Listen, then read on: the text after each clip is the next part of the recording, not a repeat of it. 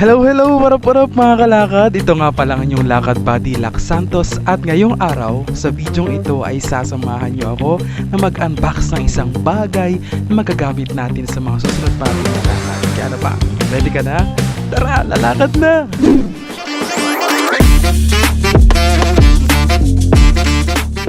So ayun na nga mga kalakad, nasa harapan natin ang bagong gimbal stabilizer, ang Smart X Pro Gimbal Stabilizer mula sa Ouch One.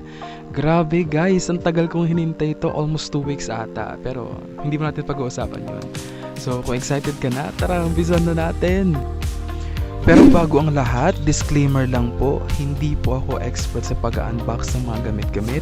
Hindi rin po ako expert sa pagbibigay ng first impression sa mga bagay. Ang lahat po ng mapapanood nyo sa video ito ay base lamang po sa aking own experience. At hindi po ito sponsored, hindi po ako binayaran para i-unbox to, para magbigay ng first impression dito. Excited lang po talaga ako at first time ko pong magkaroon ng ganito. So, deal with me. Simulan na natin. Una po nating titignan ay ang mga nakalagay sa kanyang outer box. Dito po sa harapan ay una nating makikita ang mismong picture ng gimbal. Hindi po itong cellphone, ito pong gimbal mismo. At ang kanyang pangalan, Smart X Pro 3-axis smartphone stabilizer at ang kanyang logo. Dito naman po sa gilid ay ang kanyang tagline na Master Sleep always leads. Wow, grabe yun ah. At dito naman sa kabilang side ay ang kanyang logo lang. Wala nang iba, logo lang. Dito naman po sa likuran ay ang makikita natin ang mismong specs ng gimbal natin. Meron po siyang 3-axis stabilization, 3-section fill light, OLED display, wow, wireless charging clip, replaceable battery, zoom and focus controls, easy fold, and ang kanyang smart app na pwede nating ma-download via this QR code or pwede nyo ring i-search sa mismong App Store or Google Play ng ating mga phones. And I think that's pretty much its outer box ng ating gimbal stabilizer. Ngayon naman, let the unboxing and the first impression begin. Okay, unbox muna po natin. Meron pa siyang second layer of box. Unang box makita na agad natin, no? Master Sleep always sleep. Buksan na natin. Wow, ang gara ng feels. Alam mo kapag nagbubukas ka ng YouTube play button, di ba? Silver play button ng YouTube. Di ba? Ang gara. Meron pa siyang foam na nakatakip. At pagbukas nga natin ito, bubungad sa atin ang mismong gimbal stabilizer. Ang ganda ng feels niya. Okay, kunin natin. Pero bago to, itabi muna natin. Lagyan natin dyan. Meron din tayong tripod mount. Ayan, meron siyang mini tripod mount. Binuksan natin. Yan na yan. Ayan, pwede na siyang mag-stand. Okay. Tabi muna natin to. Dyan. At meron din po siyang USB cable. USB Type-C to USB Type-A cable. Tabi rin po natin dyan. At pinakalas, ang lagi nating binabasang user manual. Opo, binabasa po natin yan. And I think that's pretty much it sa ating box. So itabi muna natin. Mag-focus naman tayo dito sa mismong gimbal natin. Ayan. Kung makikita nyo lang, napakaliit niya, hindi ba? Napakaliit niya. Tignan mo naman yung kamay ko. Tapos itong gimbal. Napaka-compact ng design. Yung feels, napaka-premium. Hindi pa to nabubuksan ha. Napaka-premium. Para mabuksan to, kailangan muna nating i-flip yung easy fold niya. Yung ganito. Hanggang maging ganito na siya. Explore naman natin yung mga buttons na nandito sa ating gimbal. Simula tayo dito sa baba. Dito sa baba, kung makikita nyo, meron siyang mount. Dito natin ikakabit yung mini tripod na nandoon sa gilid. Ayan. Dito natin ikakabit. Dito naman sa taas, meron tayo ditong joystick, power button, at record button. Okay, dito naman sa gilid, andito yung USB Type-C na pwede tayo mag-charge, of course. At dito naman sa likod, ang kanyang buckle para sa easy fold niya na para malak. Dito naman, ito nakikita nyo, dito nakalagay yung battery. At itong kagandahan itong gimbal na to, itong battery cover niya is magnetic. Okay, buksan natin. Oh, di ba? Magnetic, ito yung battery niya. Lagay lang natin.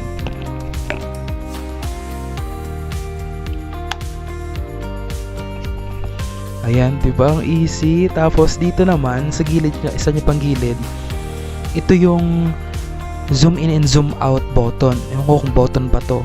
Basta yun. Tapos dito naman, ito yung focus mode. Pwede mo siyang iikot-ikot ng ganyan. Diyan magpo-focus yung mga sinushoot natin. Okay? At kung makikita nyo, dito sa bandang taas ng joystick, di pa kasi naka-open, pero yan yung OLED natin. OLED display. Di ba? Ang gara.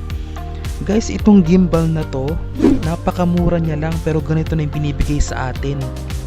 Ganito ng mga features pang premium. Makakuha ka na ng premium look, premium design, premium feels, premium pa yung gimbal na ibibigay sa'yo. Grabe. At dito naman sa taas, ito yung cellphone holder, mobile phone holder. At itong, kung makikita nyo dito, itong box na to, yan mismo yung nakita natin sa likod ng box ng gimbal natin na wireless charging. Opo, meron siyang wireless charging, kaya sa mga, lalong-lalo na sa mga wireless charging capable phone, pwedeng-pwede itong gimbal sa inyo. Pwedeng-pwede. At sa likod naman nito, titilt natin. Ayan. Ito po yung ring light niya. Para makita natin yung functionality nitong ating gimbal, meron ako ditong spare phone na gagamitin natin para i-mount natin dito. At as you can see, kinabit ko na rin yung tripod niya para bomba na. Ayun, ikabit muna natin yung extra phone natin.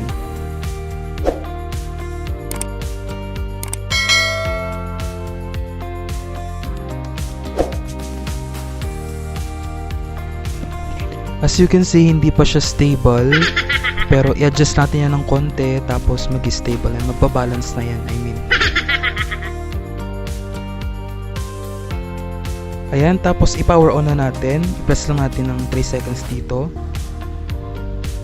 Ayan, kung makita nyo. At ayun. Okay na siya. Stable na siya, guys. Kung makita nyo sa ating OLED display, nakalagay dyan IPF. Ito po kasing gimbal natin na merong 4 na modes. Kapag sinabing PF, yan po ay pan follow. Ginap nating pan follow, ito pong hinahawakan ko. Susundan niya lang po yan. Susundan po yan ng camera natin. Yan, pag dito sa gilid, susundan niya po yan. Next naman po ay meron tayong full follow.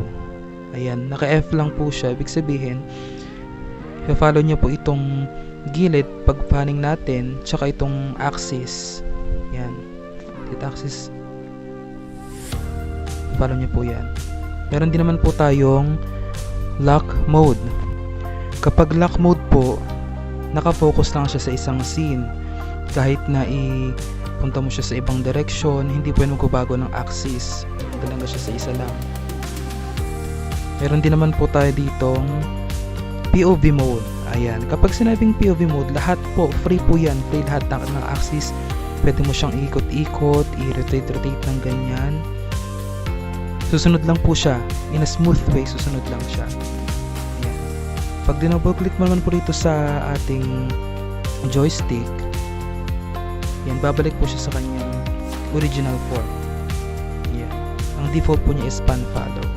Dito naman po, kapag click po natin itong record button, of course, magre-record siya is either video or picture. Zoom in, zoom out naman po dito sa button na to. Focus naman po dito. At yun po sa power button, of course, para mamatay siya, ilong press lang po natin. Pero mamaya na yan. Ano pa ibang feature nito? Dito naman po sa ating joystick, kapag press po siya isang press, mag-iba po siya ng mode. Kapag double press, babalik po siya sa default mode niya. At kapag triple press naman po ay pupunta po siya sa Inception mode. Pag sinabi po natin Inception mode, ito po yung, kung makikita nyo po, napapanood nyo sa ibang video sa YouTube na umiikot po yung camera. Ganito po yun. 1, 2, 3. Ayan. Iikot na po siya. Iikot siya ng ganyan. Tapos, kapag nakatapos na po siyang umikot, babalik po siya sa default na mode niya ulit. Ayun. Diba? Ang ganda. At para mas madali nyo pong malaman kung paano po ang functionality nitong ating gimbal, dito po sa back part ng ating gimbal ay meron naman pong mas pinasimpleng instruction kung para saan po yung mga buttons dito, itong joystick, itong power button, ito ring record button. Andito po lahat yan, mga functions po niya dito po sa likod. And that's pretty much it sa ating unboxing. At ngayon naman ay ipapakita ko sa inyo kung ano ba ang pinagkaiba kapag nag-video ka ng handheld at ng may gimbal. Okay? Para makita rin po natin yung difference na ano ba yung nabibigay sa atin ng gimbal na to kapag kamay lang natin ang gamit natin o kaya kapag gamit natin ito. Okay? So, tara! Lakad na!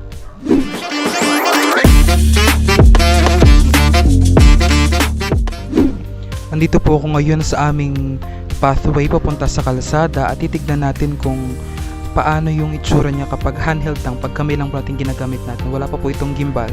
Okay, lakad tayo. Normal walk ko lang po ito. So kung mapapansin nyo, very magalaw siya.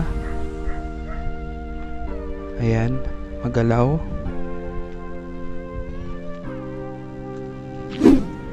At ito naman po, using the gimbal itself.